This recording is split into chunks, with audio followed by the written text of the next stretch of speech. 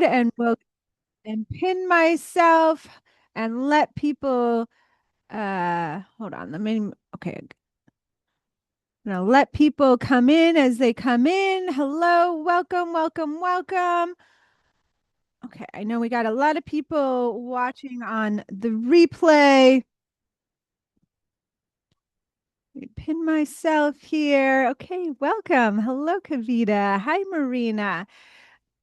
Well, I'll let people in as they come in, and then I'm going to hit present and we can get started. In the meantime, let me know where you're calling in from. And in a moment, as more people come in, also, I'll have you drop your Instagram handle so you guys can all follow each other and get to know each other. Welcome, welcome, welcome. Okay, let me share my screen.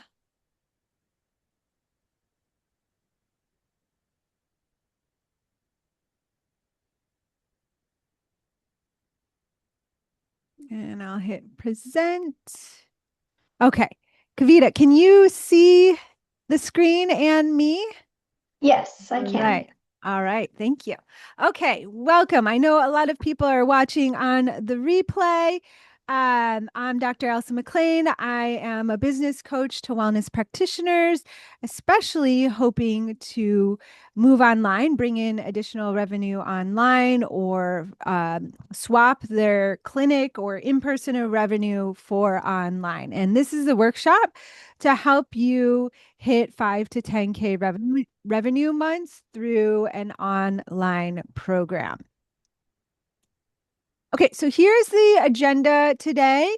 I'm going to tell why this is important. I'm going to go over the 3 steps necessary to create 5 to 10K months online and what's involved with that. I'm going to bring in some case studies of my clients so you can see that this doesn't just work for me. It also works for a variety of different types of in person practitioners.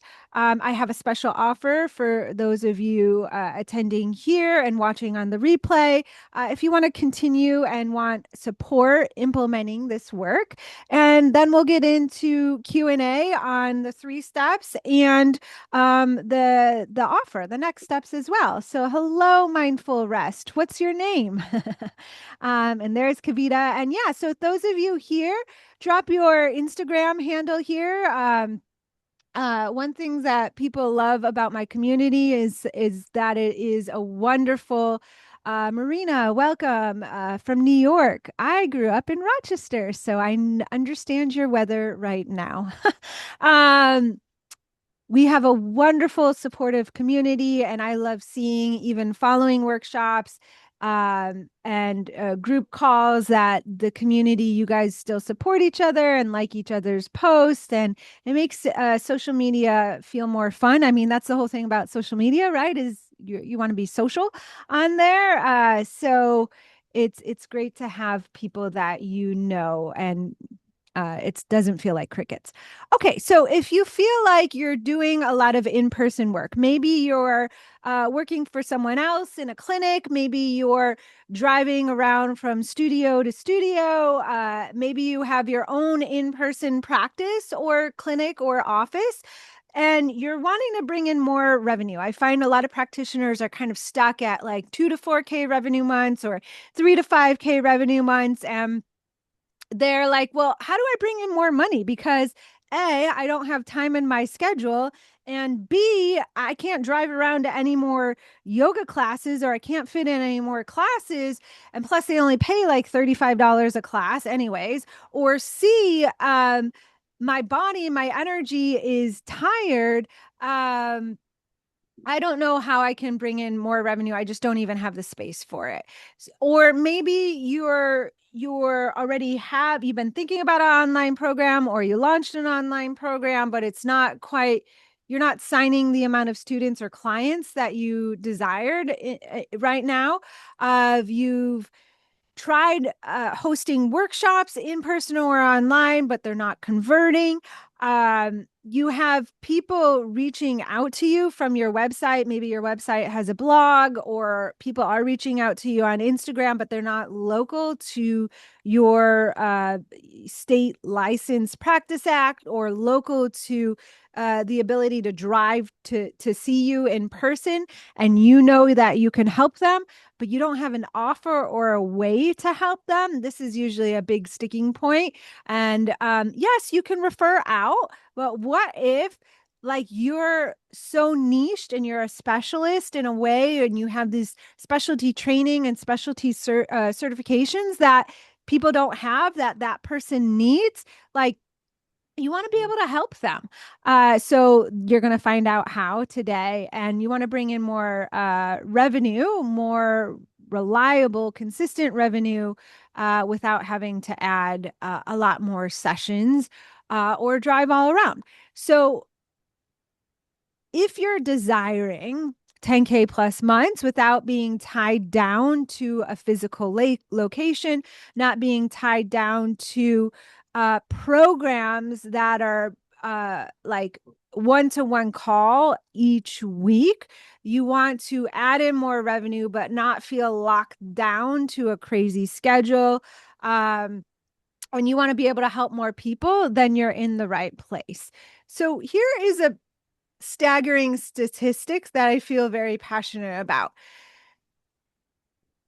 70% of wellness practitioners are feeling capped by their physical location and their schedule. And that is mainly because they're in a time for money trade. You might have heard that saying before. It means that someone's paying you, for example, $150 for an hour-long session, and then the next time you get revenue is when the next person pays you $150, and then you fulfill on that by doing an hour-long session. Or it is because you're teaching a yoga class that's an hour long. You have to drive there, you have to plan, and you're getting paid $35 or $40. That means that your revenue is completely dependent upon you having to be physically present, um, especially if it's a in-person one, like body work session, or virtual, or yoga private session. You physically have to be present for that length of time for you to earn revenue. The problem with that is that you're capped. You're capped by how many sessions your body can do a week. You're capped by your time. You're capped by your schedule and the location. And the problem with that is that there is a high incidence of burnout in the wellness field, and especially in the healthcare provider field, where it gets even worse if you're working for someone else. Because I've been in this scenario as a massage therapist first, where I worked for massage therapy mill clinics where I had to do back-to-back sessions. I only got paid if, you know, there was a body on the table and I was physically administering massages. Um, I barely had time to pee and change over the linen in between sessions.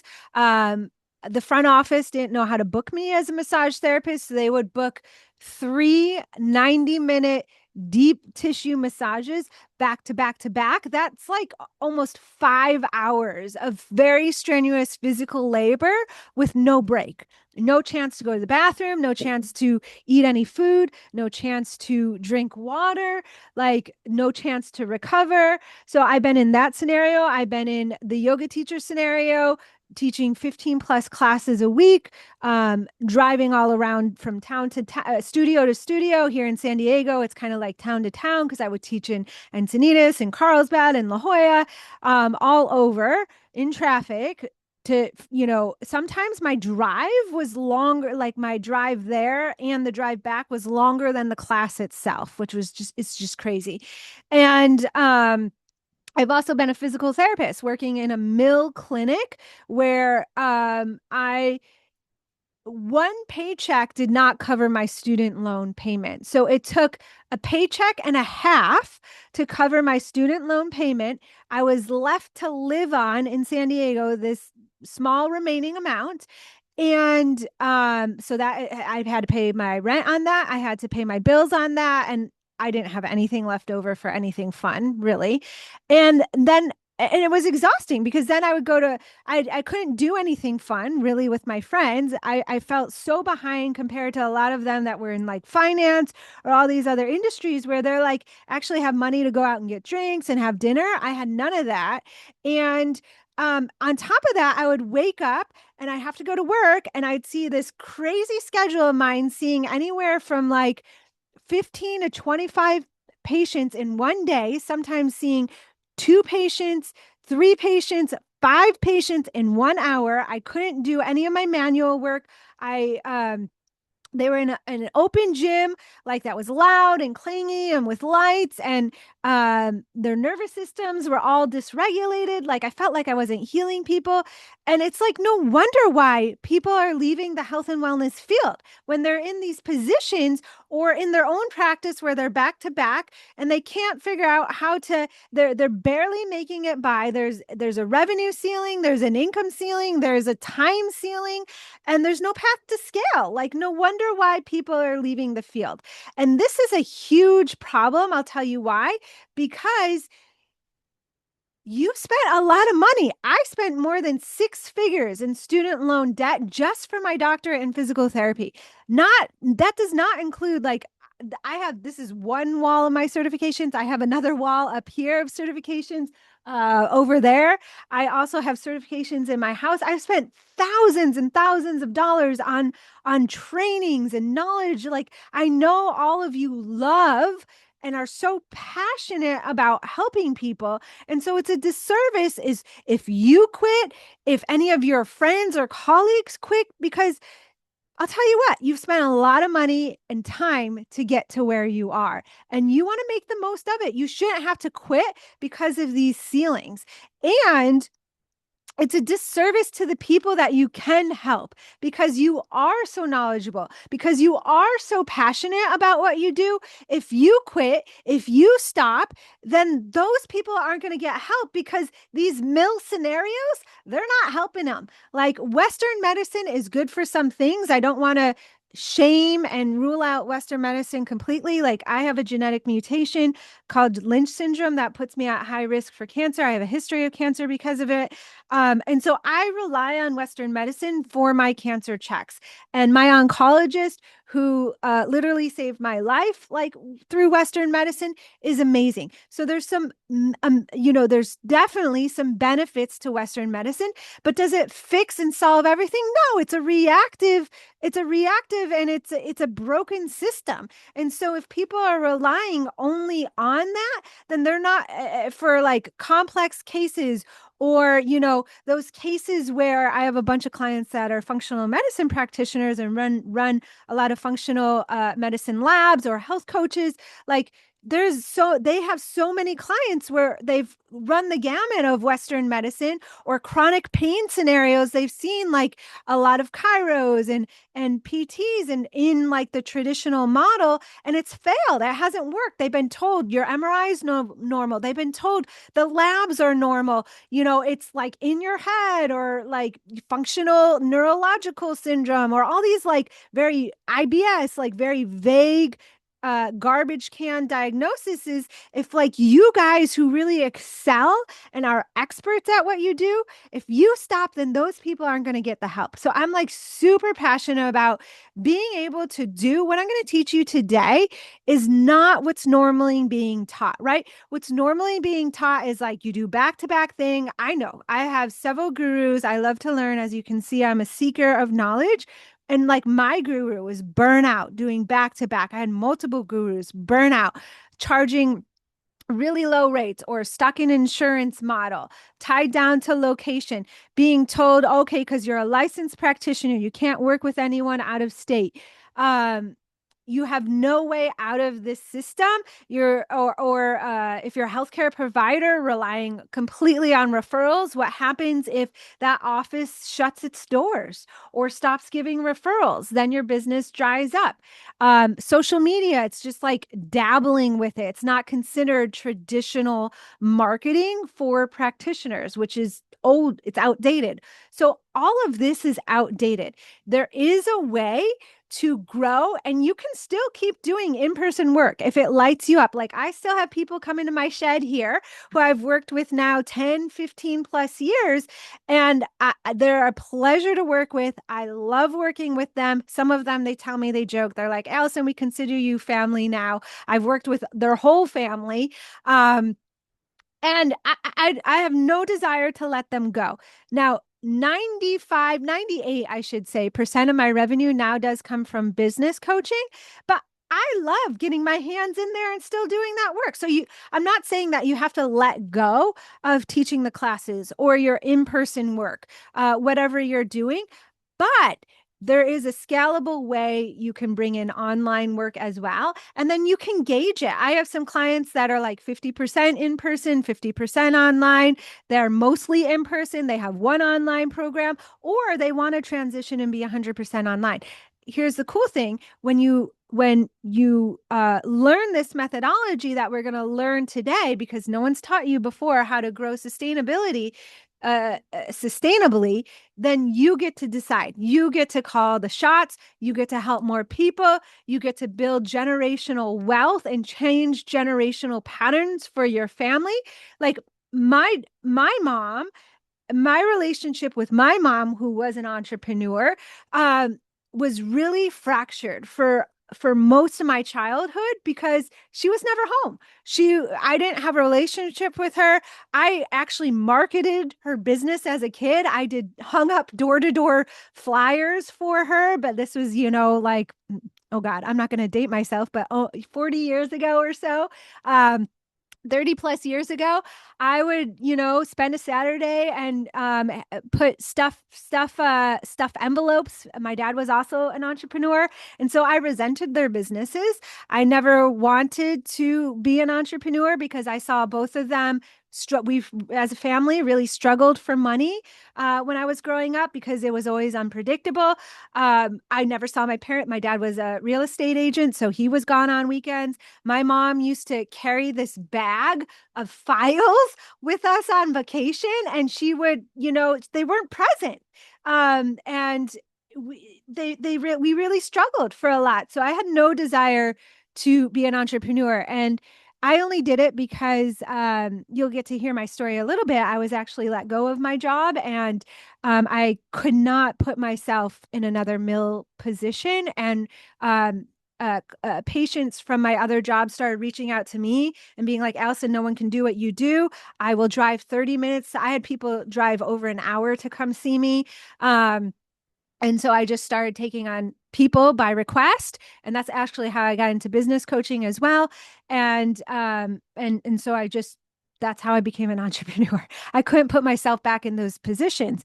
And so when I first started my business, when I would take a vacation with my family, my mom would be like, oh, that's kind of risky. You're going to lose revenue that week. Are you going to work during that week? Like, that was our dynamic in that relationship. And I had a lot of guilt for taking time off. I had a lot of worry and anxiety for taking time off in my business. And my relationship with my mom was kind of weird and strange.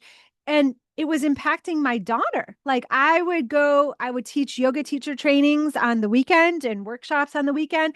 And I was missing moments with my daughter. I was repeating this pattern that was handed down to me from my parents, right? They were doing the best that they can do now. Our relationships are a lot better, but it was from learning this work because I actually showed them how to do entrepreneurship a different way. And that's what you're going to learn today. I healed and prevented the pattern of resentment with my daughter. Now we hang out on weekends. I take vacation. Don't bring my laptop. I tell my mom now tells me, because like she sees this and she supports me going on vacations. My relationship with my mom is so much different now. So you're going to heal generations forward and backward through this work. You have the ability to pay off student loan debt without having to grind it off. So there's so much potential where you don't need to hustle. And the problem isn't the skill. Now, I know sometimes, and you're going to see my story, where you think that getting another certification will be the answer. And I am all for continuing learning. Kavita knows this. I am actually in a certification right now to sit and take the Health and Wellness State Board later this year. I also am talking to, you're going to hear on my podcast soon, a colleague in the area, Anat, who runs somatic trainings. I'm going to be taking her training soon. So I am continuing to learn. But what is funding those right now is my business skill set, because my business is growing and I'm multiple six figures a year. It's not the certifications. The certifications are for getting your clients results. So you have to understand, as a business owner, there's two different skill sets. There's practitioner skill sets, and that's going to get your clients results. And it does help with referrals and client renewal 100%, which will help with reliability of income. But it's the skill set that is needed is a business skill set, and it's learning a different model that hasn't been taught to you before. So when you learn this model, like I said, you get to choose the ratio of how much you want to be in line versus in person. It can be variable person to person.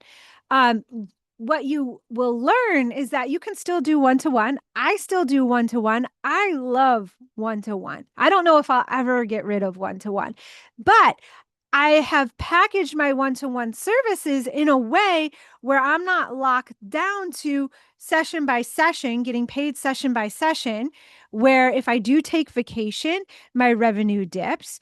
Or I'm also not locked into people getting results only through meeting with me every single week.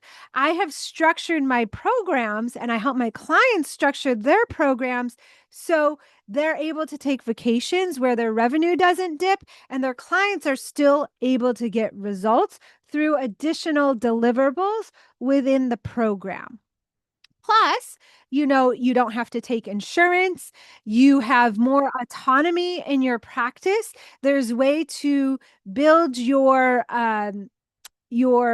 services so you have more predictable reoccurring revenue, and it's all built upon your ideal calendar. So I don't work past 4 or 5 o'clock most days of the weeks. Friday, I take off even earlier because my daughter has early dismissal. In the summer, I do some early days so I can take my daughter to the beach and do staycation half days. Or my husband, my daughter and I, like just last weekend, we took one of her friends to the zoo.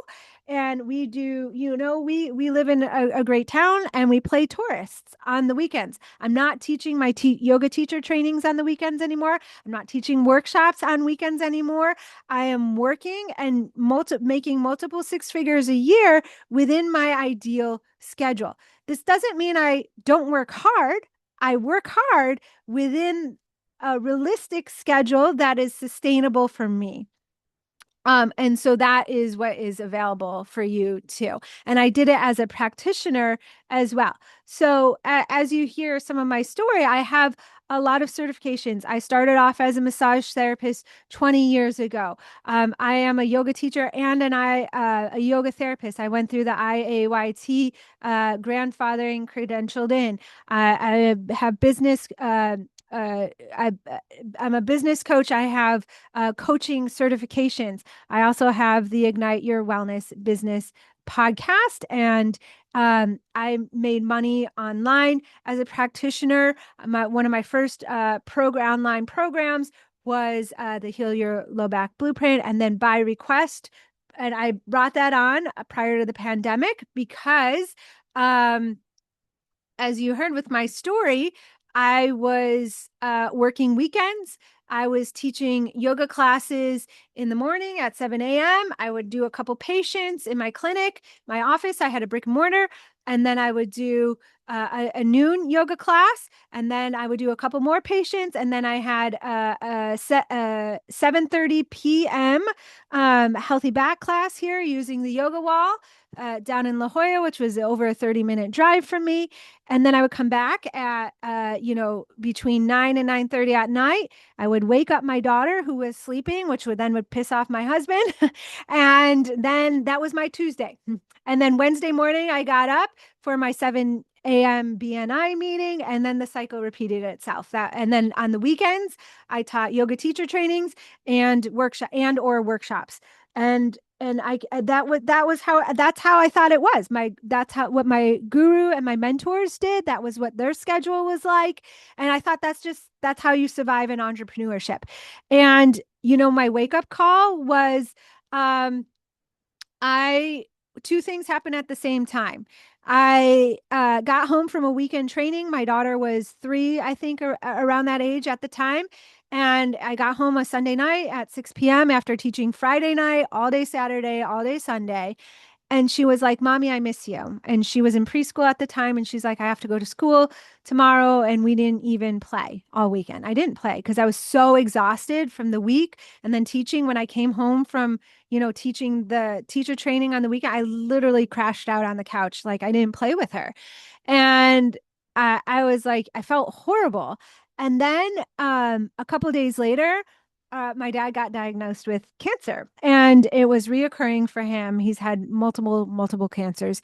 And his oncologist told him to get tested for this genetic um, this genetic thing and called Lynch syndrome, and he tested and he was positive. And so then he messaged my sister, my brother, and I, and said, Hey, I'm positive for a genetic mutation called Lynch syndrome. It puts you at higher risk for cancer. And my oncologist says it's imperative, especially Allison, because I was 38 at the time. Um, his mom and his sister both had colon cancer in their 30s, their early 30s. He's like, Allison, you have to get tested right now and get in for your first screen now, ASAP. And I was like, I don't know about this thing.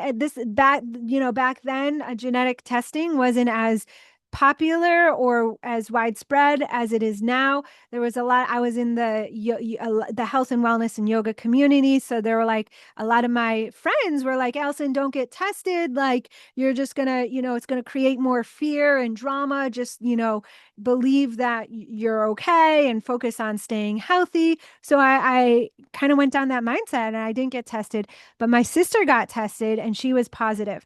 And her and I, if any of you have siblings, her and I have some weird body things that are very similar, that are just strange, right? That are odd for us. Like I'm crazy hypermobile. I have like a lot of GI issues, things like that she does too. And I was like, oh, it all relates back to the mutation. And I think I better get tested. If she's positive, I bet I am too. I just knew it in my gut. And so sure enough, I got tested and I was positive. And I got my first colonoscopy ever at 38, just a month or so later, and they found rectal cancer. And I am so lucky because it was stage 1. And so I am so lucky. I did have to go through a surgery, but I didn't have to go through chemo or anything. But it was a huge wake up call because I saw my life grinding it out, and now with this risk for more cancers. And two things came to mind at the same time. Number one was that my business, because I had to take off for a surgery. I didn't, I'm like, oh my God, I'm not planning to take 6 weeks off for a surgery. Like, they're like, no, we need to do this now. You need to get in for a surgery like now. And I was like, I have a business. Who's gonna like, how am I gonna have no revenue for 6 months or 6 weeks? And, plus I do manual work. Like they're like, don't expect to come back full time, like after 6 weeks. And I was like, okay, my business is really risky right now. And I have this one precious life to live and I'm missing it. I'm missing my life. I'm missing the moments with my daughter. She's gonna resent me when she's 18. It was a huge wake up change. So this was in prior to the pandemic. It was 2017. And so from that point on, I started learning. I paid a lot of money in, this wasn't offered for practitioners, right? I just went into the coaching space and I went into the digital space. So I learned from gurus like Stu McLaren, Amy Porterfield. I joined their masterminds, their memberships. I paid $25,000 for 6 month coaching in a coaching container to learn how. I'm like, if these people are doing it in the digital space, if these coaches are making it work in the digital space, why can't licensed practitioners make it work? And I'm going to figure out how. So prior to the pandemic, I learned how to get online. So I was already online during the pandemic. So my business kept going during the pandemic. I was still profitable. I still kept growing in the pandemic. I was able to keep doing it. And that is when people started coming to me and being like, Allison, number one, how did you make your clinic profitable? And number two, I want to get online too. And so that's how I got into business coaching, was through requests. And now here I am. So if you're not sure, my first thought when I went online was like, well, I'm so used to doing my hands, or even with yoga, like getting people on the yoga wall and adjusting them and everything. Like, I have no idea, like, how I'm going to translate this work online. Like, how can I get people results online? So if you feel that way, you're not alone. That's exactly how I felt back then. And here is the thing. The solution isn't just trying to replicate what you do in person online. It's actually complementary. There is a lot of overlap, but it's the skill set and your knowledge, but it's not going to look and feel the same as in person. You have to, if you remember when you first started your in-person work, how it felt to kind of be a new practitioner, where, like, for me, I remember when I was a massage therapist, like putting my hands on people for the first few time and being like, I have no idea what I'm feeling under my fingertips. Or as a physical therapist, like doing a first evaluation and trying to figure out their spine. Like, there was a lot of unknowns. The same was true when I transitioned online. Like, I had to figure out how to um, figure out my programs so I could sell them and it worked for my schedule. I had to figure out how to do an assessment and an evaluation online. It was like learning a new skill set. But it is possible that once you do it over and over and again, just like how you are now, how you feel confident in your skills now, that will happen online. So if you're having any of these questions, like you're not sure how it'll translate or what to create, or with social media, if you tried selling your program but it's not, people aren't taking you up on your offer, or if you've done workshops but doesn't translate into your in-person or online services, we're going to go over all of that today. So when you learn this framework, it's going to solve a lot of these problems, and it's going to enable you to scale online in a way that just gives you so much freedom. So here's the 3 steps. We're going to break it down. And because this is a workshop, we're going to workshop it out. You guys are very lucky because it's a smaller group today. The last time I taught this, I did forget to hit record. So I wanted to do it again. But we do have a smaller group, so you guys have an advantage to really get my eyes on your business and get your personal questions answered. So we're going to go through this together. And if you want to take a picture of these steps, these are the 3 steps I'm going to teach you right here, and we're going to break it down. Okay, I'm just going to grab a sip of water while you do that.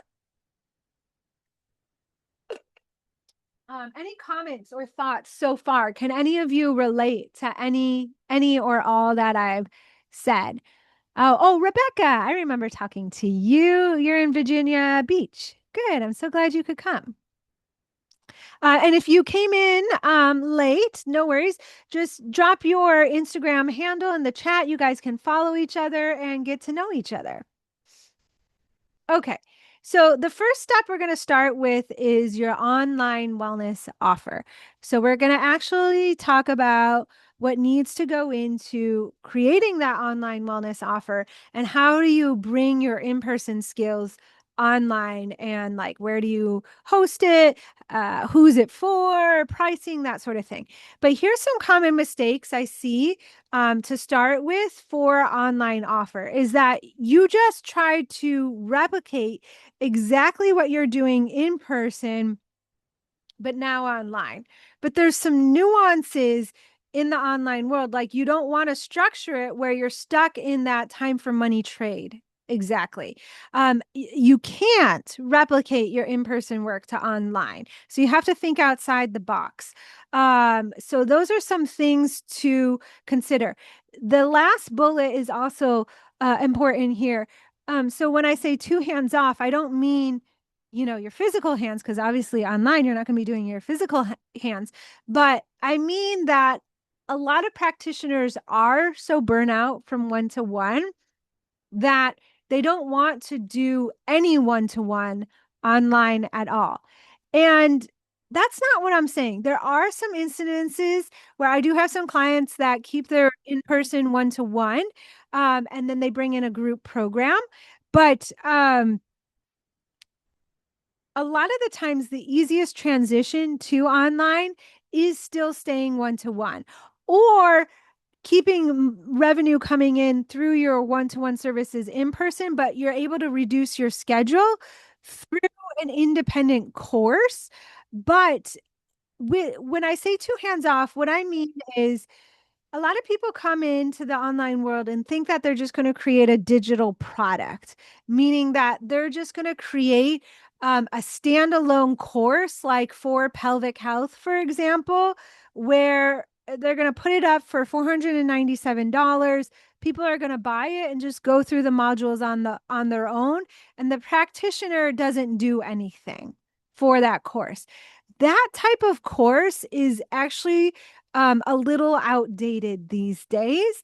It takes a high volume or a high volume audience to bring in enough revenue to make those courses worthwhile for you, to really enable you to significantly reduce your one to one schedule. Not to say that they can't be done, you just have to do it mindfully and intentionally in a way that takes into account your holistic business and funnel, and also takes into account your revenue goals and your audience size. So I'm not saying that they can't be done. I do help practitioners with it, but sometimes it's not the first go-to, but that I would recommend. But it's a common thing out there in the practitioner world that when they think online, they just think a digital product or a digital course. When I want you to think bigger than that, because here's the truth. If you're in a service-based industry, which all of you are, and you're helping people, like, so even if you have a course, you're still helping people, which all of you are. There's no way that it could be passive completely. There's no such thing as passive revenue in the online space as a service provider. Okay? It's a it's a myth, right? People will sell you on that, but you still have to market it. You still have to sell it. And for sure, I know you care about this. You want to make sure when people come into your products and your online offers that they're getting results. And so if you care about people and you're working with people, you have to be involved in that whole process. Now, I'm not saying that it means working round the clock, all of this. Again, remember, we're doing it within a sustainable schedule. And a lot of people, when they have that realization, or we structure their programs that are out of that time for money trade, and they begin to heal the burnout and they heal a lot of their thoughts about one to one and working with people and helping people, then it opens up a lot of creativity and options for helping people online, because really there is so much freedom and flexibility, and how you structure it or what you bring in for deliverables, it's really endless, which is really cool. So you are able to help a lot more people working fewer hours without the burnout. Okay, so here's the framework that we're going to workshop right now. I'm going to give you the overview. I'll give you space to like take notes and noodle it out, and then we can ask for any coaching or feedback or questions. So number one, when you're considering your online offer, that's not you physically having to be present somewhere, driving to a yoga studio, or having to use your hands and your, energy output that way, you want to consider number two things at first. And it says one and two, but actually, they don't have to completely go in this order. It's who the program is for. So the ideal client. So for example, if we go to the pelvic health program, which is actually too broad, which we'll get to in a moment, but it might be um, females postpartum from birth, and not postpartum from like a decade, like a recent, right? So who the program is for. And then you also want to figure out the signature transformation. So what's the result they would achieve? So this is where, when I say a pelvic health course, it's just too broad. Like people aren't going to buy an online product just to learn information. As practitioners, we do that because we're knowledge seekers and we love certification junkies and all that stuff. We will buy things for information, but most of society is just, they're busy, right? They got kids, they got drop off, they got pickup. They, even if they don't have children, they're traveling, they've got work, like they're just busy. They're going to buy an online program to fix a problem, to achieve a result. So you want to think, instead of pelvic health, where you're just putting all your knowledge in there, or a library of yoga classes or somatic classes or that sort of thing, or breathwork classes. You want to say, I'm creating a breathwork course or a somatic online program to help you with this particular thing. So I want you to think about this first. Okay. Who is it for? What's the result? Then the next thing you're going to do is you map out, okay, what do they need to learn or understand or do to get them there? So for example, okay, I'll give you an example. My first program was the Heal Your Back Low Back Blueprint. And so to get out of the one for one trade or using my hands, I was like, okay, I'm going to create this program for ambitious, busy adults who want to stay active as they age, right? That's who it's for. The transformation was they were going to reduce their back pain so they could stay active. So it was measurable, because the intensity and frequency of their back pain, they could literally measure that. And I taught them how in the program. I didn't say eliminate back pain, because I worked with a lot of people with scoliosis or autoimmune diseases where, it wasn't completely possible or realistic to completely annihilate pain, right? I have scoliosis. I have a history of disc tears. I have actual annual fissural tears where my sciatic comes and goes, but I have my routine where I do my stuff and it doesn't bother me. I'm able to live my life and go to my yoga classes and do my stuff, walk around the zoo with my daughter and have fun. So my transformation is reducing back pain so that they can go to yoga, so that they can play golf, right? And they can do all their favorite things as they age. Okay. Mapping the journey, how they were going to get there, I was thinking, okay, so they need to know strengthening, they need to know mobility, they need to know. I worked with the yoga kosha layers, so holistically, so they needed to know about their nervous system, somatic practice. It wasn't really called somatic practice back there, but nervous system, breath work, visualization, mindset coaching. They need to learn all of that. They need to know how to self-massage, since I'm not massaging them, or doing body work or physical therapy manual techniques. They need to figure out and learn how to do this themselves. They need to learn how to assess themselves.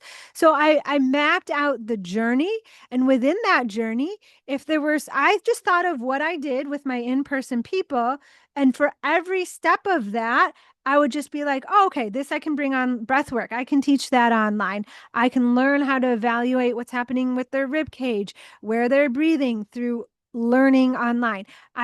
Need to learn how to assess and see if they have scoliosis through an online evaluation. If I usually did hands on work at a certain point, how can I teach them myofascial techniques through self massage, through using balls, through using foam rollers, through using the yoga wall if they have it, um, through using yoga, like through just regulating the nervous system, right?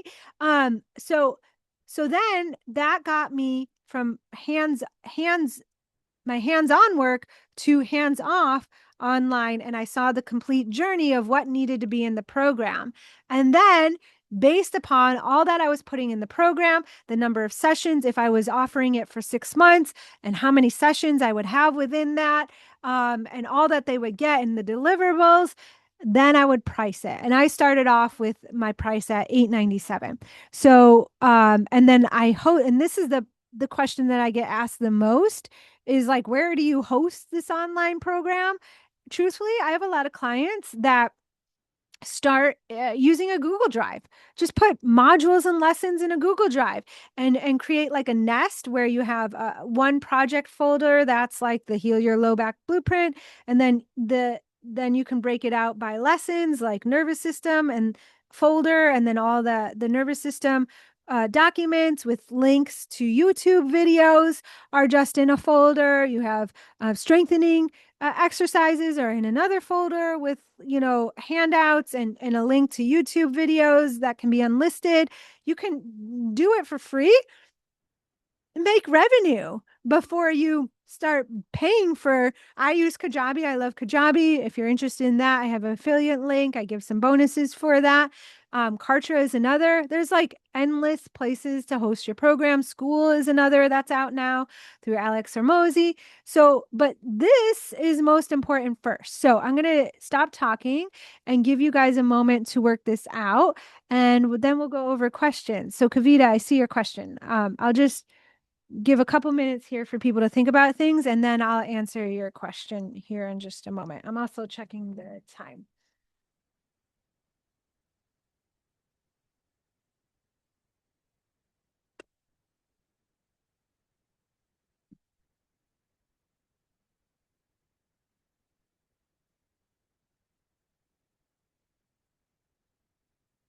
So Kavita asks, are there for this is for the replay, are there sessions fixed?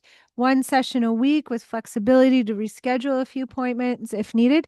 Yeah, it's totally up to you. I have clients that um like for me, for my 6-month program, which you're actually part of, I schedule 3 calls a month with a 1 week implementation, which allows them to always, not feel behind. And then, vacations, or if someone's sick, we can reschedule to that week, or I take vacation, they can reschedule to a different day. 100%. I typically book out and then reschedule as needed. And but I have other clients, functional medicine practitioners.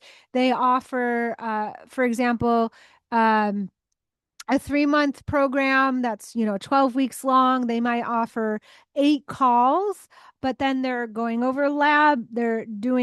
lab testing, they're going over lab results, doing lab reports. They have certain deliverables and protocols based upon those lab reports.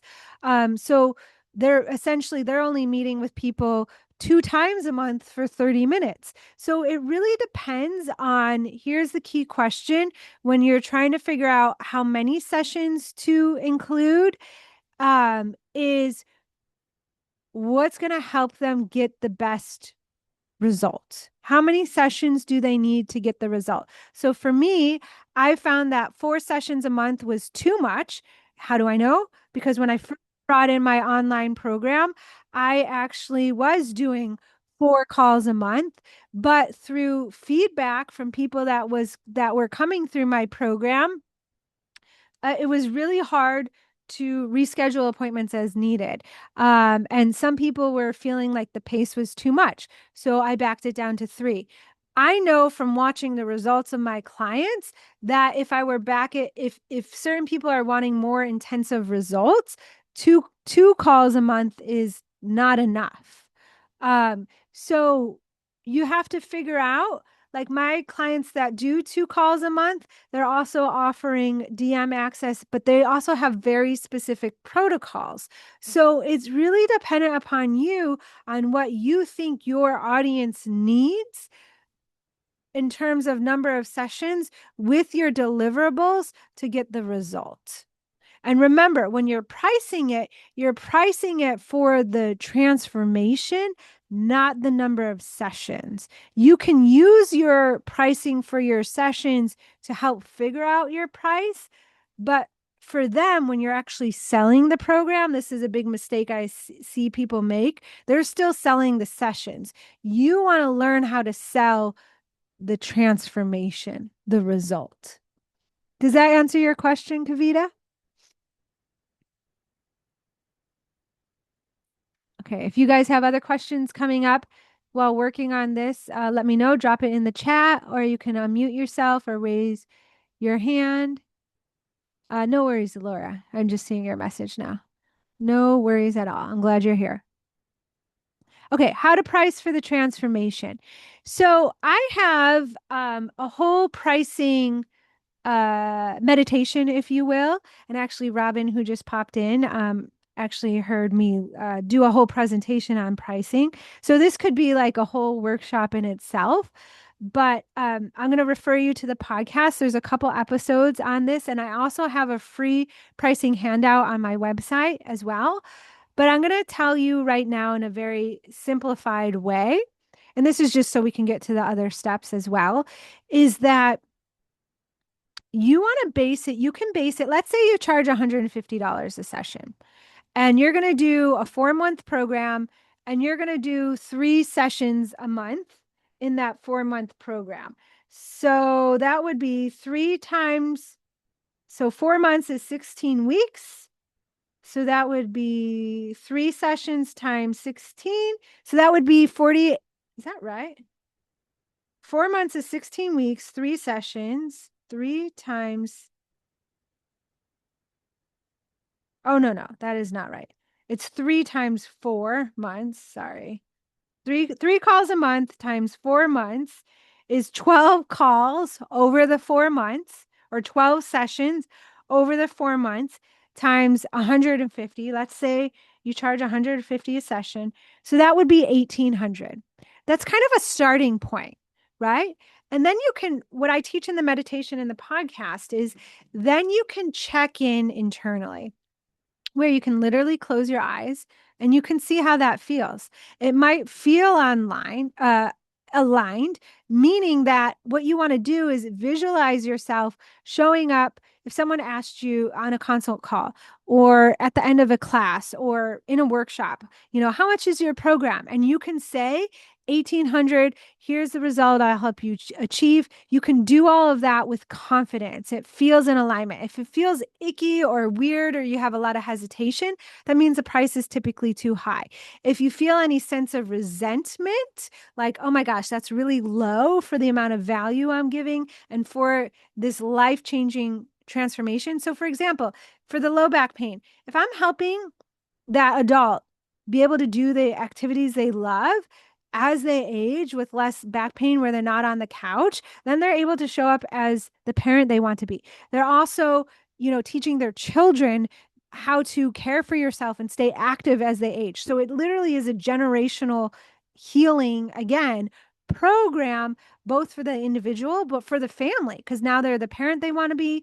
Their kids are seeing a healthy lifestyle modeled to them, so now they have a higher likelihood of modeling a healthy, active lifestyle as they age, right? So there's a ripple effect to your program. So you have to think bigger than just the result itself. So you check in, like, how does that feel in terms of where your alignment is right now based upon, if you feel resentment, then it's probably too low.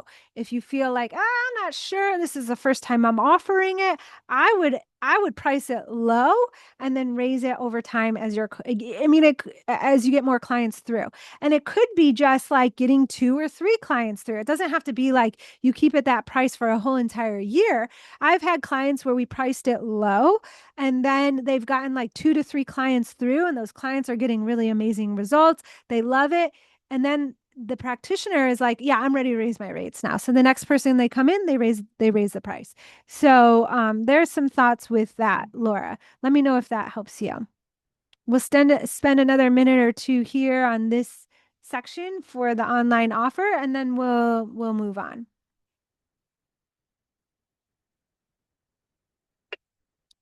You're very welcome. Okay.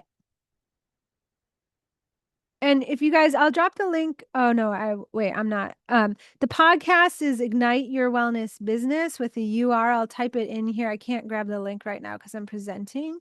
If you want to check it out, it's the pricing one specifically with the meditation. I believe it's in I have over 300 episodes, so it's in the 200s. Okay, so Betty, I told you I was going to bring in case studies. She came to me really burnt out. She was teaching a lot of classes in person, a lot of workshops, but no one was converting. She was just teaching a lot in general. She had one-to-ones that was inconsistent. And so because of all that, she wasn't making the revenue that she wanted, but she was feeling really tired. She had a big desire to go online. She had tried on launching online courses, but felt super overwhelmed by the tech. So, and when I say that, like I literally had to, when she didn't know how to share a screen when she first came to me in our Zoom sessions. So we started tech from ground zero. So now where she is now, we filled her one-to-one practice. So she immediately brought in a lot of money. In fact, in her consult, we figured out that this is the tech thing, that she actually had a lot of money sitting in her Square account because she hadn't correctly connected Square account to her bank account. Because when she was telling me her numbers and where she was, I was like, wait a minute, they're not matching up. And so as that consult call paid for herself for her because she found out she had this money sitting in her Square account. um but then she filled her one-to-one practice, and then we created her group online program because she had very high demand in her community. And we started offering virtual workshops. So her first virtual workshop, she charged $50 for and had 30 people present, which is close to a couple grand right there. Then she had a goal of bringing 10 people into her online group program. It was somatics for the low back. And she sold it out. She actually got 15. So she brought in additional thousands of dollars beyond her one-to-one. And now she's going to switch it where she's reducing her one-to-one and she's going all in on her group. And we've been doing more workshops, which continue to fill at $50. And the most important thing, she knows how to convert these workshops to her online group program. And she has another round going right now where she does have 10 people in it. So we're just going to scale. It's a scalable offer. So we're working on scaling that, but it's literally changed everything for her business. Okay, so now we're going to step 2, which is the marketing system. So once you have the online program, you got to get more eyeballs on it, right? You have to get it out there into the world so people know it actually exists. So number one is a lot of practitioners are only marketing in person or only marketing online. And I think if you do both, again, within a schedule that works for you. So for me, I'm primarily market online, but I still do occasional in-person networking events, and I do presentations like I present for my Chamber of Commerce and a co-working space a couple times a year traditionally, and I do networking events maybe like a couple times a quarter. The thing is, when you're doing both and you have social media that is not just teaching tips, but actually educating your audience on um, who you are, what you do, how you're different, your program, testimonials, um, all that sort of stuff, and positions you as the expert.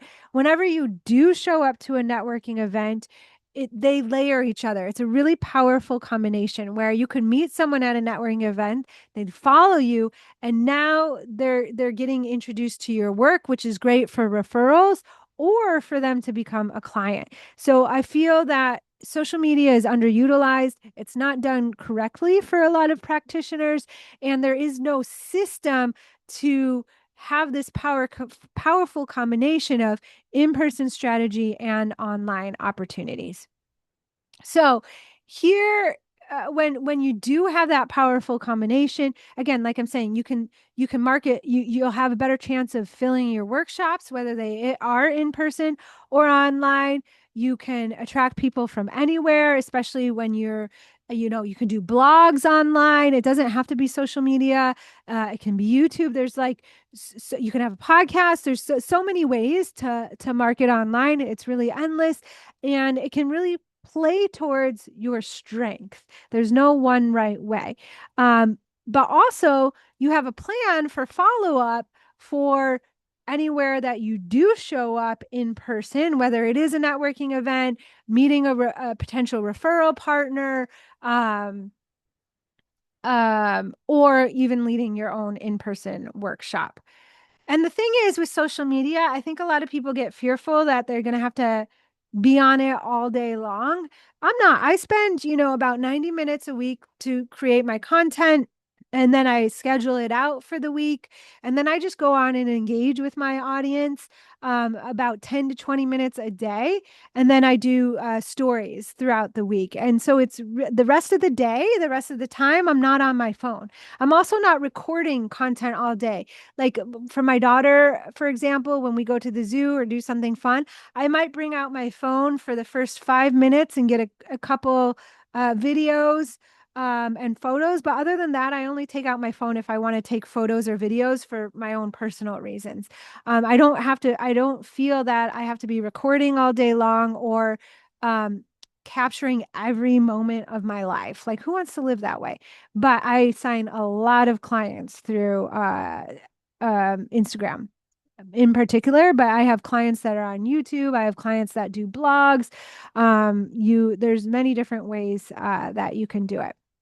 And the cool thing is, I have clients who are on social media, and they just post. We figure out a sustainable schedule for them that doesn't consume all their time.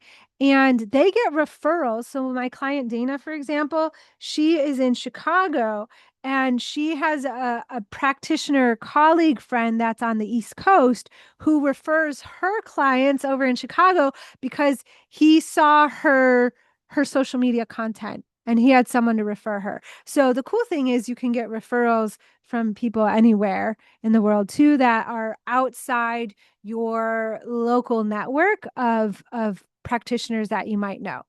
And you do have the chance to go viral. I personally, I've my Instagram account is at 12,000 followers right now, is actually on the smaller side. For Instagram, I've never gone true viral like my client Alicia here, who's gotten several reels over 1 million followers. Before me, the most she would get would be like 1,500 views. We worked on her Instagram strategy specifically. And she gained she started with me, she had 1,500 followers in a matter of 6 to 8 weeks. She now is at 9,000 followers. That's never happened to me, that level of growth. So I just want you to know that you don't have to go viral. The most important thing, and this is what we work on with Alice, is that she's getting consults and signing clients from it, which she is. I have another client, Katie, who also has gone viral. Here she grew from 2,000 to 5,000 followers in just 3 months. She's actually now at close to 30,000 followers, and it's just a few months later. And it actually she started off, you don't have to niche down. Like if you want your program to have a specific result, this is a little nuanced. But your program, you want to have a specific result, but your actual niche that you're marketing on your website and social media doesn't have to be that niched. If you don't want, but she actually started very broad, but through her content, this is the cool thing about social media. You learn so much about your audience. And she learned that her audience loved learning about trauma and she loved talking about trauma. And that was the content that did well. So she actually, through posting more and working with more clients, niche down. You can see her bio change to heal trauma, set boundaries, and regulate your nervous system, where it was more general before mindfulness, yoga, and meditation. So that can happen over time, and social media can help you figure out what your audience is wanting to hear. So here's the process with social media. This isn't like a step by step, like do this first, then next. Um, it really is figuring out what your strengths are, where you want to show up, whether it is in person or online. So, for example, I'm an introvert. So, I love hibernating, I call it, especially this time of year. I go into my cave, my home, and I am quite happy connecting with people online where I can manage it with my energy level.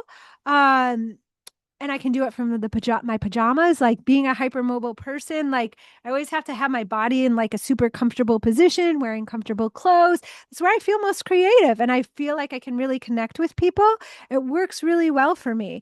And so, but I do love connecting with people in person as well, but just not at a high rate or a high frequency. So I go to a couple networking events a quarter. I do presentations here or there in person, but most of my stuff is online. And it really plays to my strengths and my needs as an introvert. I have other clients that are extroverts, and you're going to learn about my client Rachel here in a moment. She does most of her marketing in person, and she's an online practitioner, a functional medicine practitioner. She does have some in person services as an acupuncturist as well. I'll give her full story in a moment. But primarily, her marketing is done in person, and her Instagram is just she posts there once in a while to stay current and have a presence there. We are working on she wants to bring in a group program, so we are working on that's next phase, doing more Instagram, but she got to consistent 5-figure months, 10K months, 12K months, 15K months, 18K months, for like a year or more, primarily from in-person stuff with low presence on Instagram. So you really can um, do what works for your schedule, do works for your constitution, your strengths. You can do mostly in-person workshops to an online program, online workshops to your in-person work. It can be really flexible. So I just want you to take a moment here and consider how you like to show up. What is realistic for you? What might be one platform to start that you want to show up on and have a presence? And are you going to lean heavy there and do it and go all in? I know Kavita has been showing up more now on Instagram for the first time ever, which is amazing. And she just led an online workshop, which had really great results. So, you get to decide. Just take a moment and write that down and take a look at how they might help each other and fuel each other. And then we'll open the floor to questions on this.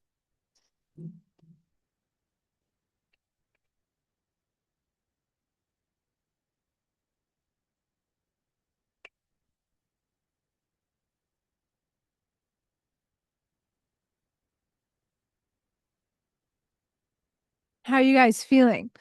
Are you guys what social media platform are you gonna try? Or are you gonna go more in person?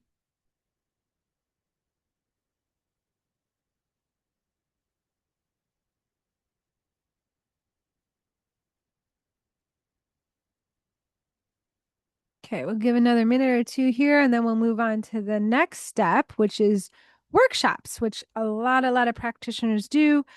Workshops help me um, build my first business, my brick and mortar business, to over six figures without having to rely on doctor referrals and do those annoying lunch and learns. I hated those when I had to do them for my boss. Okay, so as I said, Rachel, she came to me really, really tired. She's a very skilled practitioner, a lot of certifications, she's an acupuncturist, functional medicine practitioner, but she was stuck at 3 to 5K months for years and didn't know how to get past that because she couldn't add any more sessions to her schedule. She didn't have a system. She had tried marketing and selling an online program, but got no traction. She had a lot of worthiness mindset things going on in the background, like what should I charge, imposter syndrome, some social media blocks. So she really was stuck when she first came to me. So what we did was first we built out her online offer. Um, we she didn't want to let go of acupuncture completely. And she had a high demand in her community for acupuncture.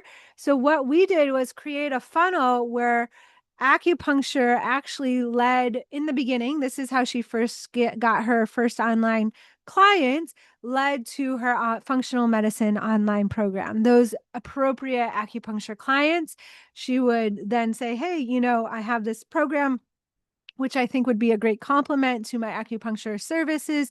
I really think you need these labs, and then offered a consult. And that's how she immediately in her first 6 months working with me, she's still with me, several rounds later, but that's how she hit her first 5-figure month ever, was doing this process.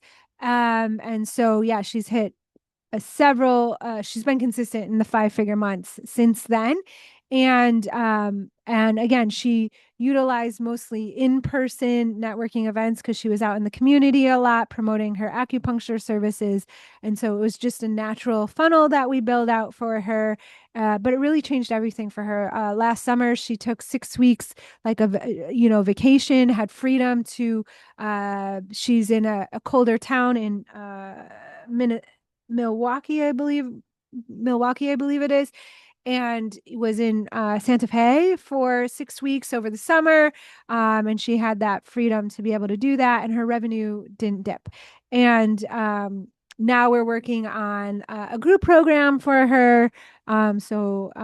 She has really it's changed everything for her.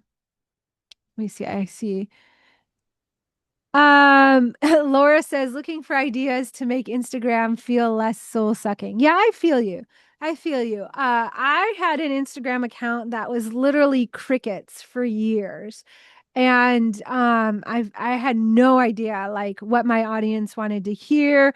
I hated posting selfies. I had a lot of imposter syndrome, especially when I was a practitioner and I was bringing all that kosha layers and the nervous system in. I literally thought practitioners were going to tell me, and especially when I went online, that like the physical therapy licensing board was like going to come after me for doing yoga. Because when I was doing it, over a decade ago, it wasn't as accepted as it is now. Um, for sure, online was not as accepted as a physical therapist because this was prior to the pandemic. So I was really hesitant and scared to post online. But for me, I'll tell you what changed, but I'm curious, what makes it soul sucking for you? And that might be helpful, more helpful. But for me, I had to look at it as service. Like if I figured that out and showed up, if I figured out what my audience wanted to hear, and now I've turned around my account. I was stuck at I had an account that was at a few thousand followers because uh I got on Instagram right when it first started. My husband and I, this is before my daughter was born, used to go on walks, and I would do like a yoga flow and he would take pictures that were like a silhouette. And it was like more like an art thing, and people didn't know it was me because it was a silhouette. They couldn't see my face. I didn't mind posting stuff like that. But when it came to like promoting my business and my services, I had a huge block. So now I've gained thousands of followers since then. People engage with my account. I get signed a lot of clients from Instagram, and what has helped me to do that is think of it from the persons I want to help perspective. What do they need to hear? I know if I post and say, I've had actually people tell me this now. They're like, Allison, I'm so glad you posted that today. I really needed to hear that today. I just think of them. And if I don't post, how they're missing out. You know, they're not getting the help they need. They're not getting that inspiration, and I'm missing a connection with them. But for you, what do you think makes it really soul crushing? Hi. Hi. um, I think I feel like I put a lot of thought into the content I put out there, and then like one or two people thumbs Hmm. up it, like heart it, Yeah. or maybe one person comments. So I feel like Is it worth there's your time? there's effort that I put Hmm. into it, but I'm not like reaching the people who might need it or who might appreciate it. So it feels like that I'm putting a lot of thought and effort into it with very little return. Yeah, yeah. It sounds like you need a content system on helps you get your posts get more views, and cuts down on the time and the effort.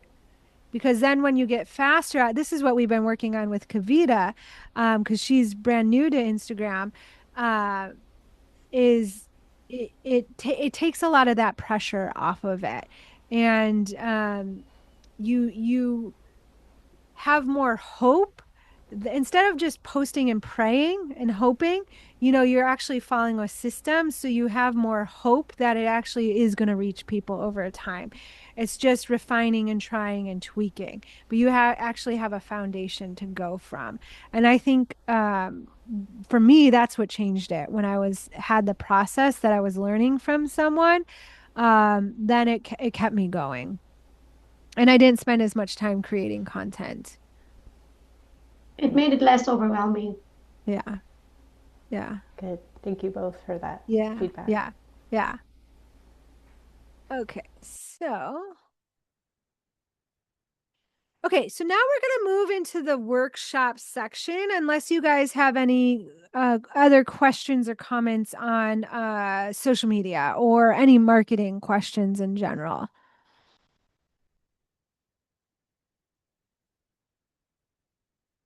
Okay. If something comes up, just drop it in the chat. I'll come back around to it. Okay, so here's where I see a lot of practitioners doing, I'm just gonna check the time, in-person and online workshops, which is great. They can be a wonderful way to fill your programs, whether they're in person and or online. The common mistakes I see is that they're using workshops to pay the bills. Now, they can. Like for Betty, she had a $50 workshop. She had 30 people join. That's close to a couple $1,000 right there. That is good money. However, she turned that $2,000 into over $5,000 by having a funnel and a back end program where the workshop was not the end. The workshop was the beginning. And now you're seeing me do this here. It's a little meta. But the workshop is just the start. You're giving wins in the workshop and value, which I'm hoping to do here, but also there's more. And so that is one mistake I see a lot of practitioners making, is that they're just thinking the workshop's the end. And I used to do this when I first taught my first workshops, is like fire hose people with like a ton of information. But the problem with in 1 2 hour thing, but the problem is like it's just too much information. People actually don't go out and implement and do the stuff and actually get the wins. So it's having it done in a systemized way where people get results, and they're ready for the next step. And you're teaching you are teaching value, but you're teaching value in a way that your audience hasn't heard before. It's unique, it's individual to you.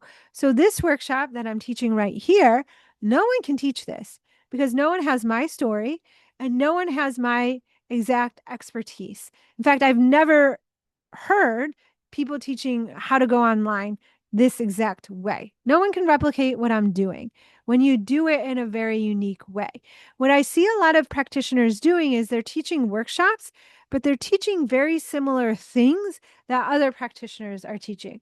So now you're in a competition where you're not differentiated. So you're not standing out against all the other practitioners in person or online. So now people that do come to consult calls or inquire about your services, they're comparing prices, right? Because they don't have any other differentiating strategies to say, oh, you know, Laura, she really taught this workshop and taught this technique that I haven't heard anywhere else. So I have to go to Laura, right? So you want to make sure that what you're teaching is unique.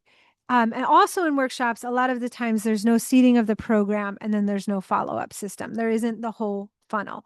And with that, when you don't have those, then you're literally missing out on thousands of dollars and the efficiency of your time. Because when I first started teaching workshop, I made all these mistakes. That's how I know, right? And I was left because I was making all those mistakes and didn't have the funnel and the seeding of the program and I was fire hosing and all that stuff, is that I had to teach a lot of workshops, right? To keep the money coming in, to keep the clients coming in. But when I was more efficient and intentional about my workshops and had the funnel and everything, then I didn't have to teach as many workshops. So then it was freeing up my time and my weekends. So when you do have the system of workshops that convert, you don't have to teach as many workshops. You fill the workshops that you do teach. You're positioned to your audience prior to the workshop as an expert. They come in knowing about you in some ways. And even I have a whole email series too that I do prior to a lot of my workshops where they even begin to understand a little bit more of my program. And you're already differentiating yourself from all the other practitioners out there. So, when done correctly, workshops can be the bridge between if you are on social media or doing blogs or networking events in person, then someone can come to a workshop and they can get to know you a little bit more. It can be a free workshop, it can be paid, it doesn't matter. And they can, you're building trust. They're understanding about your work even more. They understand how you're different. They're more bought in. So if they are considering that next step and then you do consults, for example, then there you have a higher likelihood of getting more yeses, which then makes your time overall in your business a lot more efficient. Because if you're doing 10 consults, for example, that's 10 hours, possibly if you do hour-long consults of time. If you have a $2,000 program, let's say you sell 3 people in a 30% conversion, that's about average. That's $6,000. That's not too bad, right? But it's hard to get 10 consults a month, right? And it's a little bit of a grind. Let's say you're closing at 70% because now people are pre sold. They know how you're different. They want to work with you specifically. They understand your program and you're closing more consults. That is 7 times 2. That's $14,000, same amount of time. And now you don't have to be required to be in a consult grind. Because I know sometimes people shy away from consults, but it's only because they're not converting as much. That's usually why they feel like it's an energy and time suck. But when you actually have a whole funnel set up correctly where everything's fueling itself, your workshops, your social media, then it's so much more efficient for your time. Okay, so here is the process with workshops. I hinted to some of it already. I'm just moving you guys out of the way here. So as I hinted, just like your program, you want your workshops to have a specific result-oriented topic. So, for example, I didn't do yoga for pain reduction. That's very broad. I did yoga to heal back pain a lot of times for my workshops, or yoga for sciatica, even, or yoga for disc health. I've done yoga for neck pain. I've done. They're very specific topics. They have a unique process and solution. You want it to seed your program, the next steps working with you. You saw I've done this here with client stories. I've highlighted Kavita several times. You guys all know that I work with people and clients outside of this workshop. And then, which you're going to see in a little bit, I have a specific call to action invitation after my workshops to the next step. So I'm going to give you a moment to just consider this for yourself and workshop out your workshops. A lot of people get stuck on the topics. A lot of people get stuck on the unique solutions. How do I seed my programs?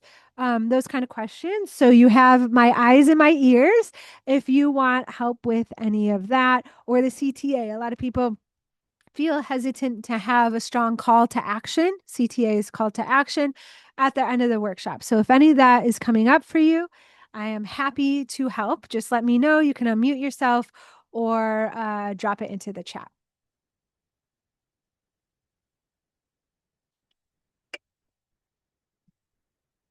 Do you guys have any trouble filling your workshops? Do they convert to programs? Where are you guys in your workshops? Are you considering doing workshops? Have you not done one before?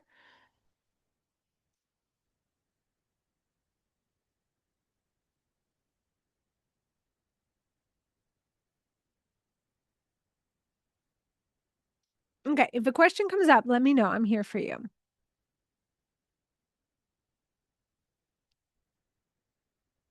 So my client, Casey, came to me and she was brand new to business. So she's a physical therapist.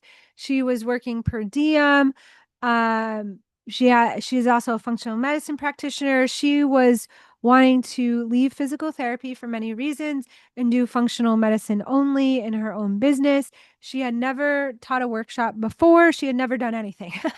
So, the first thing we did was um, create her first workshop. Now she does functional medicine online, but she loves in-person things. So we created her first in-person workshop. Now, since she didn't have an audience, she had no social media presence, no email list. I mean, she was starting from scratch. So I helped her find a collaboration where she could teach her first workshop. And that was a health food store in her area. And now she's in a small town, rural town in Kentucky. So, if you're in a small town, this still can be done. She partnered with a health food store that we how I found it is we just were looking on places, considering I gave her options of, where clients had taught workshops before. And she goes, oh, after I gave her a bunch of options, she goes, oh, I think there's a health food store that I've seen people do workshops at. So we looked online together on the website, and sure enough, they had all kinds of workshops, like knitting workshops, but not a workshop that like for a health practitioner. So she came in, we figured out the topic, we figured out what she would teach, how to seed her work, even though she hadn't really worked with clients before. She her call to action, and because she partnered with this health food store, she got 30 people to attend for her very first workshop, which is amazing.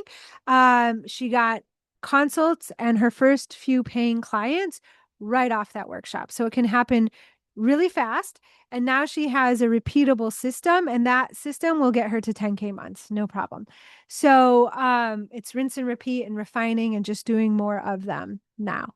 So that is Casey. So any questions on workshops before I go into the recap here? So again, just an overview. Number one, you need to figure out how to bring your expertise, all your certifications, and your knowledge into an online program that gets you out of that time for money trade.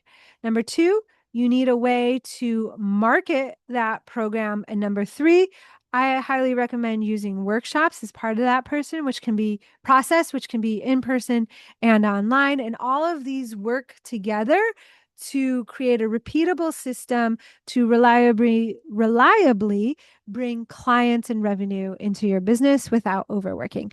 Marina, I'd love to hear what you have to say. Hi, Allison. I'm just gonna keep myself off camera. I'm not really video ready right now. No worries. And I did mention in the chat this question. I hope it makes sense. So I'm in New York State. I'm a physical therapist. I'm also a health coach. So because of the I guess legality and the restrictions for physical therapists in New York, and I have spoken to a lawyer about it. I can't really use the term heal this or, solve, I'm a pelvic floor PT, right? So solve constipation or solve, Right. bladder pain. Yeah. So I do find it challenging, and I've gotten some input from ChatGPT when using wording for workshops and stuff. But I do find it challenging because then it's hard to convey to, somebody who comes across your material as, this is something that could potentially help them with their symptoms, but I can't really say it outright. I'm providing them education about overall wellness, maybe for their bladder health that may in turn help with their pain, but I can't say like heal your bladder pain. Yeah, 100%. It's wellness based language. And but there's ways to bring in, I call it the so that. So you can say, like learn wellness tactics for bladder health so that you are able to go to the gym without embarrassing accidents. You're not saying heal, but so there's like workarounds with that in for like workshop registration pages. Like my client Betty, who I mentioned, she does a workshop and she calls it somatics for the low back.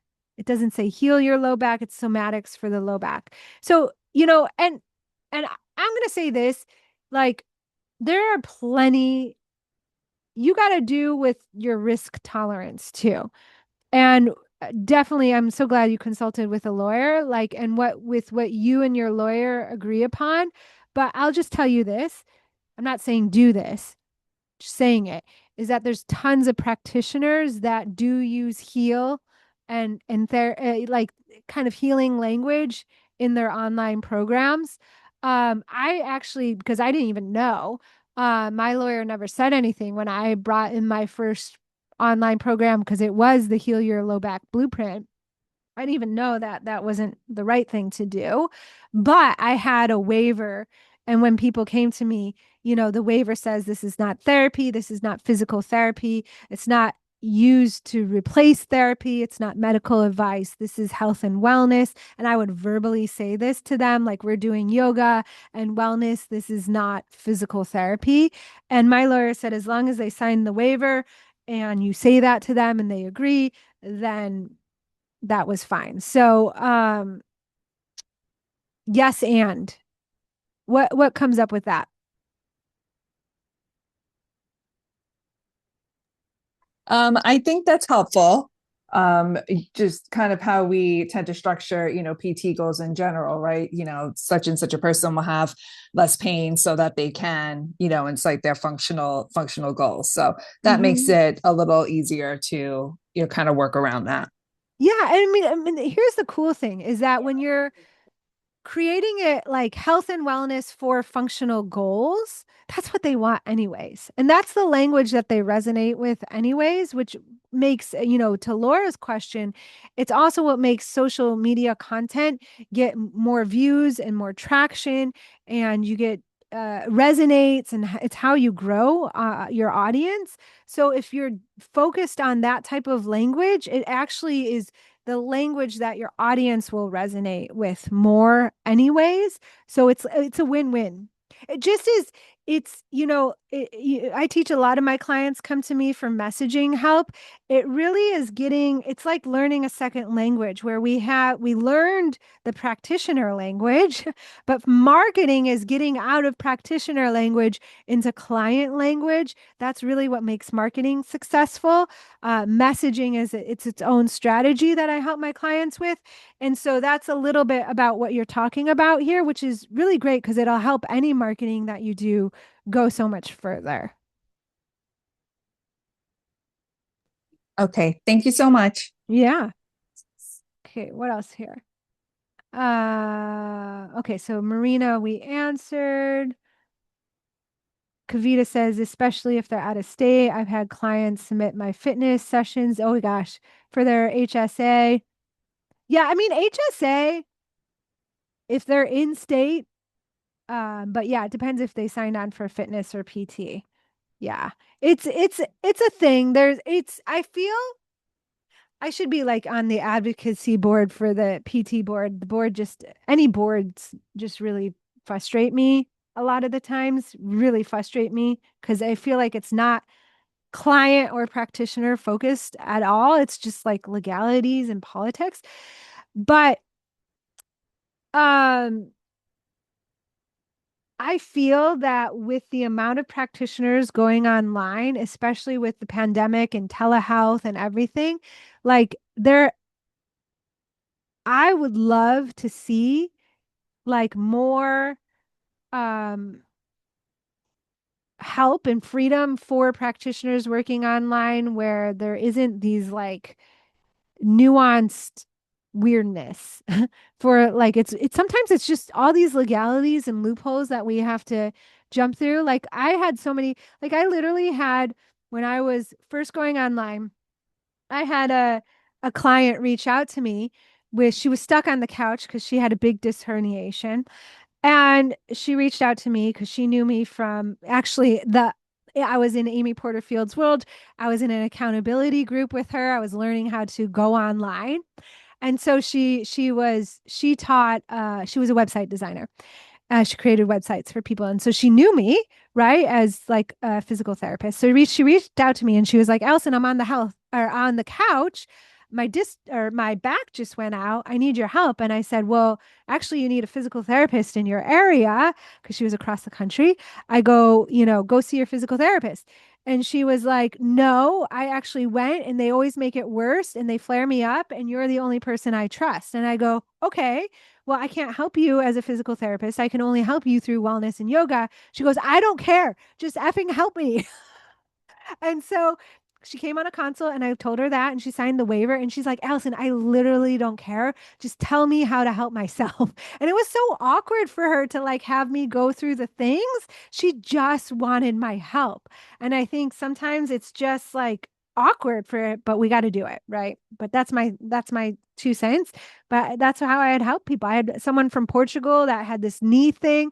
She reached out to me and she's like, Allison, I resonate with your content online. I don't want to work with anyone else. I want to work with you. And I'm like, okay, well, we're not doing physical therapy. And she's like, I don't care. I just want your help. And I'm like, okay, let's do it. And she was in rural Portugal. She was like, I can't get to anyone for physical therapy anyways. There's like no one here. I'd have to drive hours. And I'm like, okay, well, I'm happy to help you.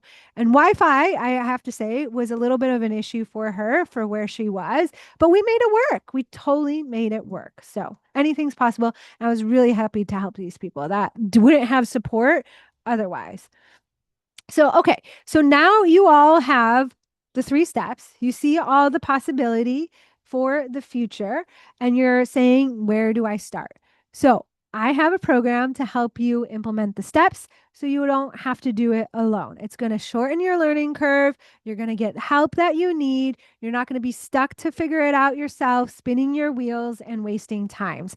And that is the inside the 6-month group program with me called the 100K Online Practice Blueprint. It's everything that you need. We're going to go through everything that I taught you step by step by step, and we'll break it down a bit more into the areas like today, like I talked about, like the pricing or social media strategy specifically, Here's what you get over the 6 months working with me. You get 3 weekly group calls with me a month. And people always ask me, how many people are in the program? How big are the calls? They range from anywhere from on a slower week, 5 people to 15 to 20 people max, really on a call. So you always have time to get your unique questions answered. Plus, the cool thing is people love the community. They follow each other on Instagram. There's a pod in there right now. They're holding each other accountable. And it's funny, I always hear them. They're always telling me, oh, well, we're talking to each other and supporting each other. And so the community is a really amusing community of practitioners, all for common goals, speaking the same language. And that's really unique to keep you going. Plus, you can be inspired by people that are ahead of you. You can inspire people that are behind you. You can share ideas. It's really amazing. There's also a portal where you get videos. I'll walk you through some of that in a moment. I walk you through step by step how to post on Instagram if you want to go there, if you want to be a guest on a podcast. What do you do? How do you show up? How do you find them? So I have a whole portal. I'll help you with your offer. You'll hear one of my bonuses. In fact, a lot of people get stuck on the offer. So I am offering a bonus, one-to-one call. So you can come on the call and get onboarded into the program. I'll help you design that offer. If you already have the offer, I can help you to tweak your marketing program so you know that you're confident that it will work and it'll be worth your time.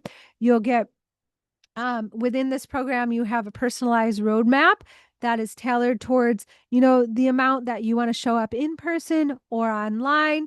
You get support from others, and you also have the ability to submit content.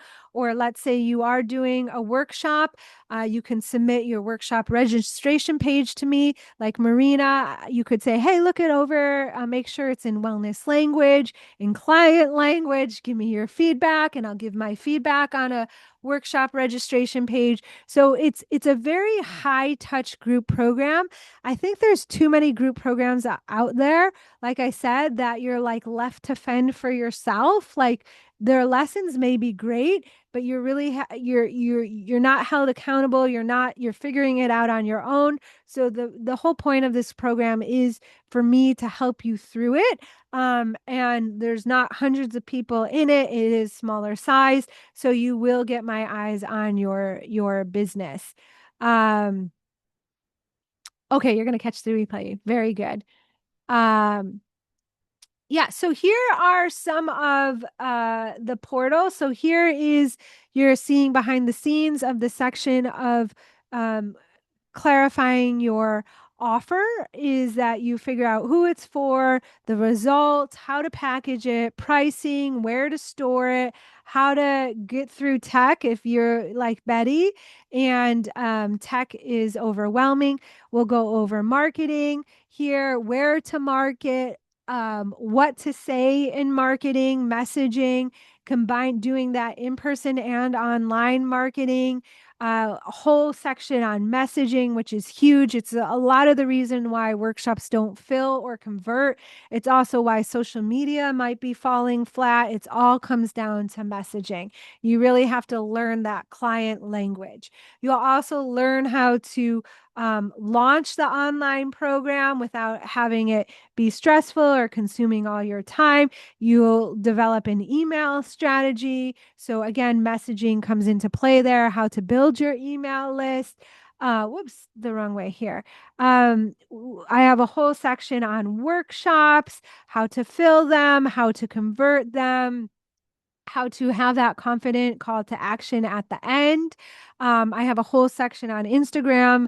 I've helped a lot of clients grow on Instagram. If Instagram isn't your jam, it's okay. I have clients that also do blogging and podcasts and YouTube. And a lot of the social media strategies here for Instagram also apply to LinkedIn and other social media platforms. So we figure out where you want to show up online. You also have you'll learn how to protect your revenue. So while you're going online, you're still bringing in revenue. We'll also figure out, what is the ratio of in-person versus online for you? What is that sweet spot? And how to transition online. I've never seen that. And when I was transitioning online, it was not, I spent a lot of money in bonuses and in masterminds and coaches, and no one taught me how to transition online. And actually, because of that, I like plateaued my revenue for a period of time because I thought you couldn't do both. I thought you had to do one or the other. It was just where my brain was at the time. So I really stalled my in-person revenue trying to go online when I totally didn't need to do that. So I want to save you the heartache. It was not taught in any other program. And again, if you sign up by the 23rd, which is this coming Monday, you're going to get a bonus one-to-one call with me to map out your strategy, to craft your online offer and figure out your 90-day plan.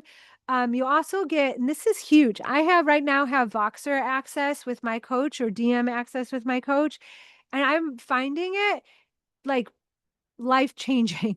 I am hesitant to say that, but it really is. I message her, and some of the insights I've had, like on consult calls, like I'll message her about a consult call and what I did, and I think the person isn't going to enroll. Which, if I'm thinking of this one consult call in particular, where I messaged her and she gave me this key insight where it was mind blowing. Where I'm like, oh my gosh, that's going to change my consults forever. And that person ended up signing up anyway. So it wasn't like a huge loss, but I had a huge insight and win through Voxer coaching with her. So it's been everything for me. And even if all this program did was give you that repeatable system, even if I didn't bring in all these high touch points, you or know how to do a program, all of this is worth the investment itself. And even though I'm bringing in all this high touch um, touch points with you, I'm keeping the investment still on the lower side. Like my coach, she actually told me, she's like, Allison, you need to be charging like $5,000 or $6,000 for this program. I'm like, no, I want to help more wellness practitioners get out of that burnout cycle. I want to prevent you from quitting. I want to prevent you from having to be stuck in a mill scenario, whether it's working for a job or your own practice yourself.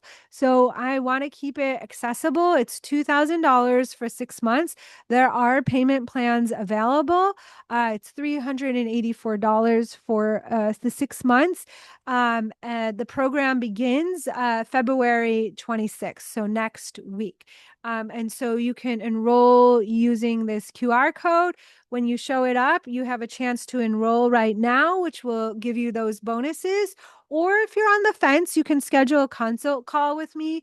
There are limited spots. So if you're considering joining and thinking about doing a consult call, I would book it right now because I think like this week I might have one spot remaining. If you can't find a spot, message me. I'll help you get in, but just do it now because the spots will fill.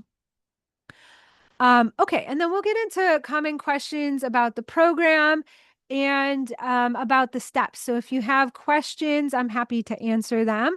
I also have common questions people have asked me over many workshops. So how much time will this take? It's a common question like, Allison, I'm really busy. I'm not sure I have time to launch my online program or do this program right now. What you need is an hour for the weekly call. And then you need, you know, if you can do an hour, you're going to get benefit of time outside of that. If you can schedule in 2 to 3 hours a week of time to build your program and market and sell it, that is a really good place to be. 3 to 5 hours gets you even more, but if you have 2 to 3 hours, you're going to be in a really good spot and you'll start to see traction. So that's how much time you need. And how much time will it take to see results? Like you've seen some stories here. Casey, she did that workshop. She got her first clients all within 6 months. Rachel went from 3 to 5K months, stuck there for years, to hitting 5-figure months consistently within 6 months. So a lot can change. Betty launched her first virtual workshops, sold her first virtual program within 6 months. So a lot can change. And it all depends upon the pace that you need to go. I have a lot of clients that also like to take it step by step. They're in a lot of tech overwhelm or just have really busy schedules and they go at a slower pace. And that's fine. You get to choose your pace. The thing for you is I want it to be sustainable. So you weren't like past me who wasn't able to see their family because you're working round the clock. I now have a very sustainable schedule. I love my schedule. I love doing our San Diego adventures on the weekends and helping my daughter with math homework. Okay, that might not be my favorite thing to do because I'm not really great at math, but I am happy that I'm the one that gets to help her with her math. And it's a great bonding time with her and I actually in the evenings after 5. Oh, the QR code doesn't work. Okay, let me get you the QR code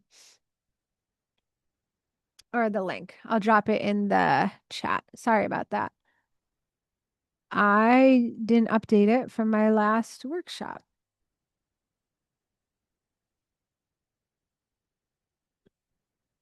Here you go. There's the link.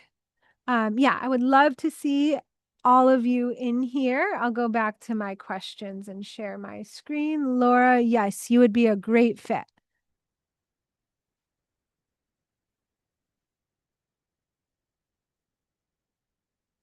While I'm doing this, let me know what other questions you have right now.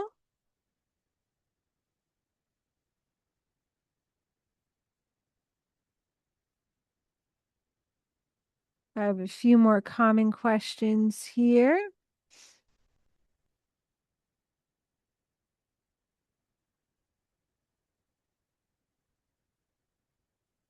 Here we go. All right. So another question is, will this work for me? I've invested in a lot of other programs in the past. I haven't seen results yet. I mean, all except for Casey, who is brand new to business, Rachel and Betty had both invested in a lot of programs, and it wasn't money or time wasted.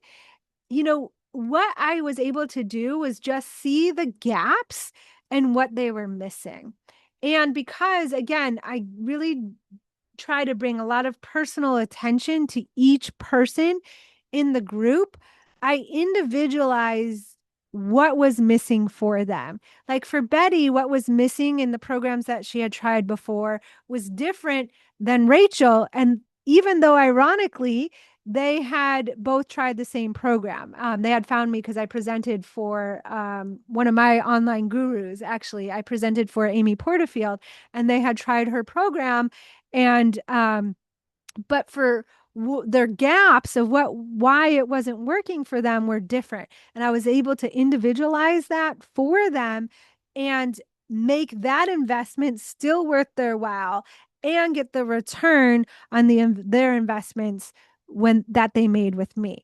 The other thing I find is that also makes me unique is that I do strategy. As you see here, I do a lot of strategy, but I also bring in the nervous system and mindset. I bring in, my 20 plus years of being a health and wellness practitioner into this work. And it's not teaching you things you already know. A lot of times it's making sure that your schedule, like Kavita, I keep calling on you because you're here, but just the other day, we talked about fitting in her self-care practices with a busy schedule or feeling overwhelmed with a presentation and workshop coming up. And so she knows her practices, but she was having trouble fitting it in because of mindset stuff going on. So I work a lot with the mindset. A lot of times with social media, I find that people have a hard time showing up consistently on social media because of imposter syndrome type thoughts or nervous system responses that are actually blocking them from social media. But how it shows up in their life is I don't have time for social media. It's overwhelming. I don't know what to do or what to say, or it's not working for me. But sometimes it's just a nervous system block. So I bring in a lot of mindset and nervous system work into the program and not a lot of business coaches do that. And because of that, the past programs, it's not, they might not have been the right fit. It's not that they were wrong or bad. It's just that certain key areas, there were gaps that weren't filled. But I really, my goal is to help to fulfill those gaps, make it individualized to you. I know every person in the group. I know their businesses, I know their offers, I know what they're planning on doing, and we have a really, really wonderful community. So again, if you join before February 23rd, you do get that one-to-one call with me. You also get personal DM access through the program, which is huge. If you are on the fence, you can book your consult, and if you have trouble getting in, just message me. I'll help you get in the schedule, because it does get busy. The investment is $2,000 if you do pay in full. And as soon as you pay, you get immediate access to the portal. If you want to go in there and play around before we start, the first call is actually February 26th. So we will be starting next week, and I'll make sure that you get in there and you're all ready to go before then. I'll open the floor to any additional questions on anything. I actually wanted to just add, we've only been working together for a month. I think I've worked with a coach before, and been part of some other groups before. And although they helped, I think it was like a build-up, and until I found you, I felt like, I think you understand, you're a PT like me, you've gone through similar life experiences, professional experiences, and you also have that background in health and wellness coaching training that it seemed like listening to your podcast was where I realized, you're really speaking to me. And these were a lot of the points you're bringing up, were a lot of the barriers that I had to overcome. And how you explained how you overcame them was really helpful. So in just a few weeks we've been working together, being able to get myself with my first Instagram post. Yeah, you did. And it just pushed me to the point where I realized, I can do it. I just need guidance. And I think I told you the first day, you're going to have to hold my hand. Yeah. The technology and with all these new things to do.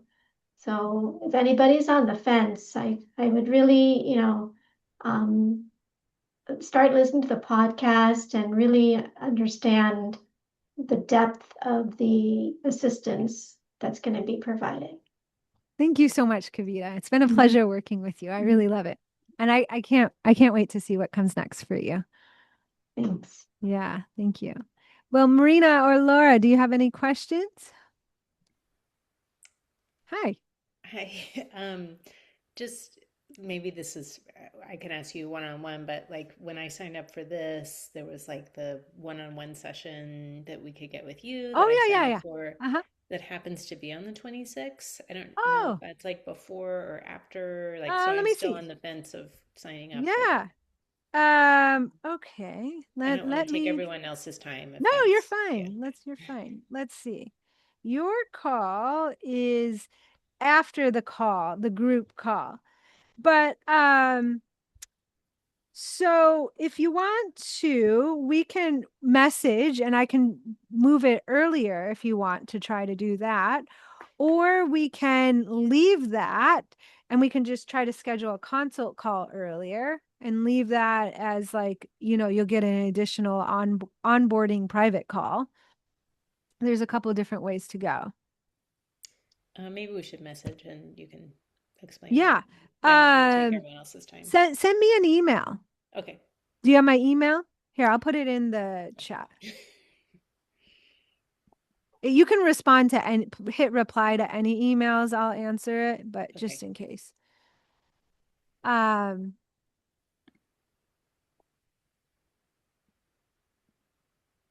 mean, it's not a huge deal if you missed the first call, I do like, a welcome and kind of like an overview, like the quick and dirty steps to get results. And then the following calls are like really breaking them down, either strategy or mindset. And the replay will be in the portal. And I can always like, gift you some bonus time afterwards if you need that. But yeah, let's see if we can get you in a consult before. Okay. Sounds good. Perfect. Okay, cool. All right. So we'll be in touch. And Kavita, thank you so much for showing up. And those of you on the replay, it was good to see everyone. And we'll all be in touch soon. Thank you. Yeah. Thank you. Bye.